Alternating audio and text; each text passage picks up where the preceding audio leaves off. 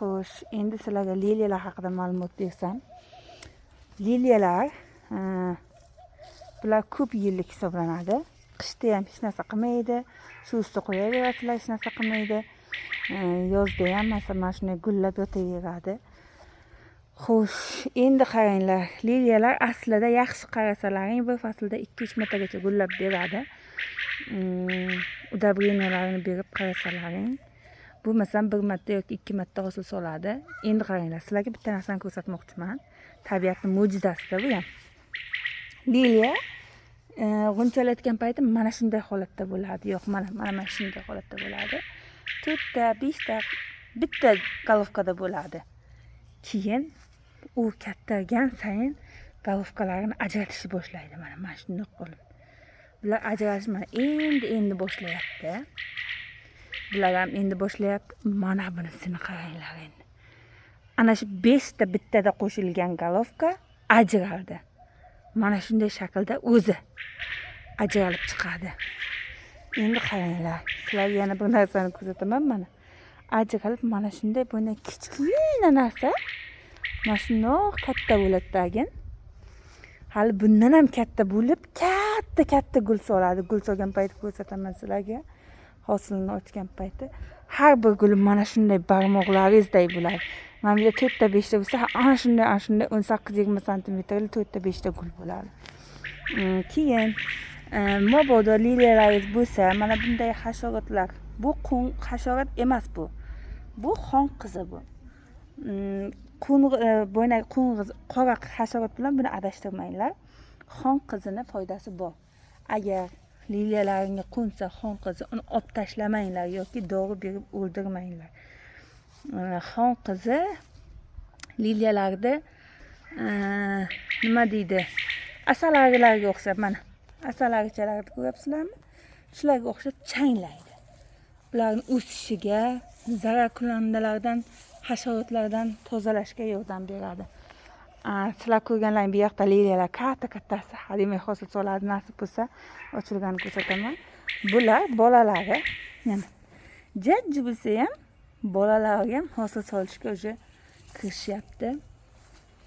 Shunaqa bo'lib, men bir qator shunday ekkanman. Shunday hosil solishga kirishyapti bular. Mana jajji qaranglar, hosilga kiribdi. Ana. Mana shunday qilib men bir qator ekkanman liliyalarda. Liliyalar shunaqa yozlarda, kuzda, qishda har mavsumda ochiladi. Udobreniyalarini yaxshi bersalaring 1 yilga 2-3 martagacha gullab beradi. Bior yaxshi o'simlik hisoblanadi. Yaxshi qarasalaring, yaxshi parvarish qilsalaring 1 yilga 2-3 martagacha gul beradi. Undan tashqari piyozlar ham o'zidan har faslda bolalab ko'payadi.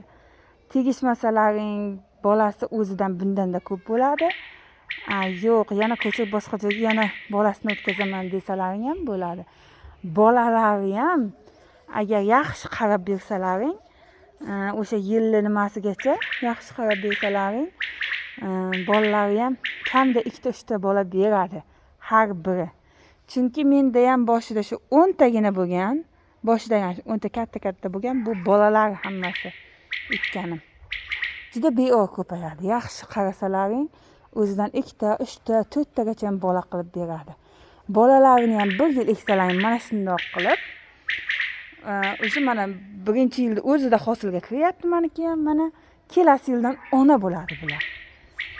Bemalol mazza qilib eksalaringiz bo'ladi. Yokida joyida bolalab yotsa, undan ham zo'r bo'ladi. Chunki men bilmaganman, onasidan bolasini ajratganman. Lekin shu nimalarda ko'rdim, onasidan bolasi ajratilmagan holda juda katta bo'yi o'sib ketar ekan bu gulni. Hozir 81 metr bo'lsa, 2 metrgacha o'sib ketar ekan. Bolalari ham juda ham ko'p bo'lar ekan. O'shanda bolalarini ajratsa yaxshi ekan. Endi menda bunaqa bo'lmadi. Yer tayyorlab joy ekkanim uchun menga unaqa sharoit bo'lmadi. Birdan bolalarni отдельно qilib ekib yubordim shu yil. Lekin kelasi yil nasib bo'lsa, onalarini alohida qo'yib ko'rmoqchiman men ham. Onalarini o'zini tegishmayman. Qani qanday bo'ladi? Men ham ko'rmoqchiman bu yil nasib bo'lsa. Xo'p, bolalarini nasib bo'lsa, bu yil bolalari ham ona bo'ladi. Bolalarini nasib bo'lsa savdoga chiqaraman bu yil. Kim olmoqchi bo'lsa, aytib qo'ysalaringiz, liliyalar soni cheklangan, kam. Bolalari bir chamanda 30 tami bor.